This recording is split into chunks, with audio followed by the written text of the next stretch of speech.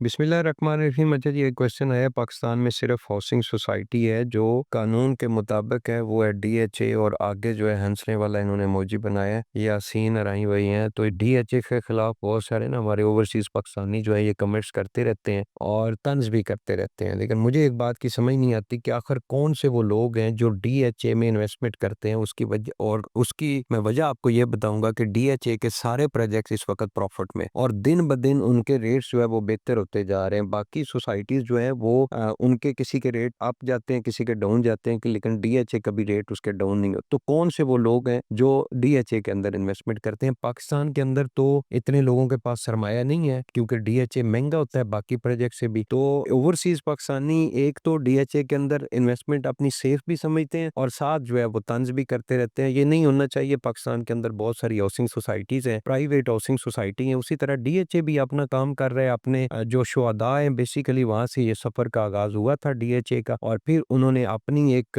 कॉलोनियां हर शहर के अंदर अपनी हाउसिंग सोसाइटीज भी बनाई, और उसी तरह एक प्राइवेटली तौर पे वो बिजनेस कर रहे हैं, कानून को फॉलो करते हैं। ये जो एम प्रोपोगंडा है ना, ये जो हसद है, ये इसका कोई इलाज नहीं है, और ऐसा ना किया करें भाईजान। पाकिस्तान आर्मी भी हमारा इदारा है, पाकिस्तान की एक शान है, और इंडिया के खिलाफ जो पाकिस्तान आर्मी ने किरदार अदा किया है, हमारा सर फख्र से बुलंद है। और स्पेशली जो ओवरसीज पाकिस्तानी है, जिनका एवरी टाइम जो है वो पाकिस्तान दुनिया के मुख्तलिफ लोगों के साथ जो है मुलाकातें होती हैं। तो हाउसिंग सोसाइटी के अंदर डीएचए हो, बैरियर टाउन हो, या प्राइवेट हाउसिंग सोसाइटीज हो, सीडीए के सेक्टर हो, कोऑपरेटिव हाउसिंग सोसाइटीज हो, जो भी अच्छी हाउसिंग सोसाइटी काम कर रही होती है, उसके अंदर लोग इन्वेस्टमेंट करते हैं और उसके रेट जो है वो बेहतर होते हैं।